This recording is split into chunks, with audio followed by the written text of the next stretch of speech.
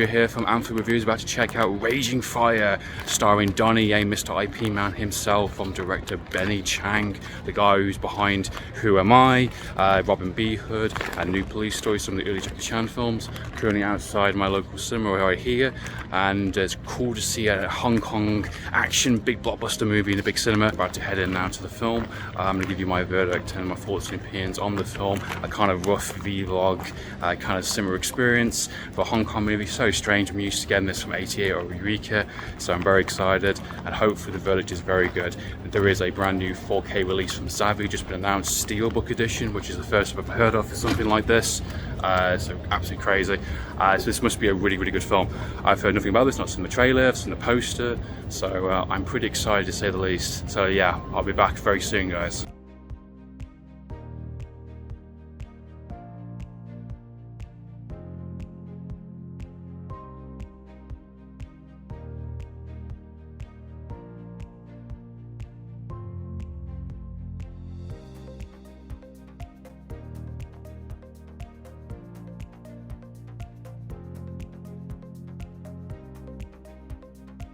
And not surprisingly, I'm inside the theatre right now, and there is absolutely no one here.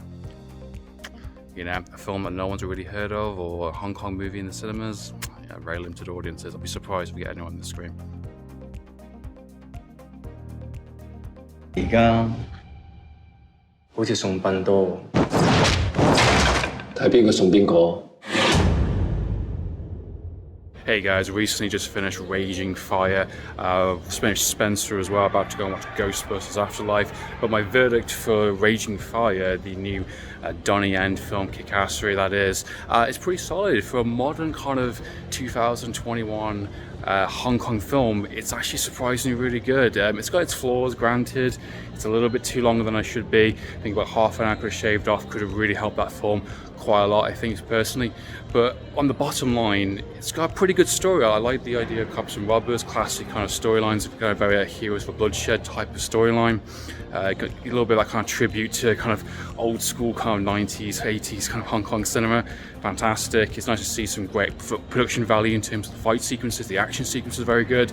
Very similar to kind of The Raid and kind of Heat, very influential, that kind of stuff, with a little bit of that kind of old school, especially towards the finale act. It felt very much like The Killer kind of thing, which is great. Good performances by, you know, Donnie Yen, who's really just nailing it as a kind of performer. And the villain of the film is also the guy from Time and Tide and New Police Story. I thought the performances were actually really good in this one. I thought the villains were a bit more interesting than the actual hero characters, apart from Donnie Yen, of course. I like the kind of police kind of procedurals. It's very much a police kind of drama for most of the actual film. It's got this kind of like grey lines, the grey areas between kind of police procedures, right and wrong kind of thing. So it's got a little bit of that internal affairs in terms of its storyline, and you know, what is justice, what is injustice, and what is saying the right thing and not doing the right thing. The real negative about the film, of course, as I said, is a bit of the running time. I think it's a little bit too long. Maybe a 19-minute kind of production would have been a bit solid. You know, tighten down some of those scenes, a bit more action in places would have really helped the film quite a lot, massively, I think. But you know, I think some of those flashback sequences could have been a little bit tightened or told a little bit more in terms of, you know, dialogue in between some of the villains and some of the hero characters. It's a lot of time sharing the backstory and kind of really fleshing out some of these characters, which takes a little bit too long to get to, and then eventually the film picks up and gets a bit warmer, and the fire starts to rise a bit more in the film, and gets a bit more exciting, and it gets a bit more action-packed and a bit more intense in places. Just that first initial hour is a little slow, it takes a little bit of time, and there's a little bit too much time on like catching people up on the flashback sequences. But regardless, a very well done modern Hong Kong movie. Absolutely recommend it in cinemas if you can, so guys. There is a 4K release coming soon from Zavvi. I've pre-ordered mine already, so yeah, go and support this film. Hopefully more films like this will come out. Definitely the best from the director, of course, who recently passed away. Yeah, really fun film. Go and check it out, guys. I'll see you guys in the next one after reviews. Signing out.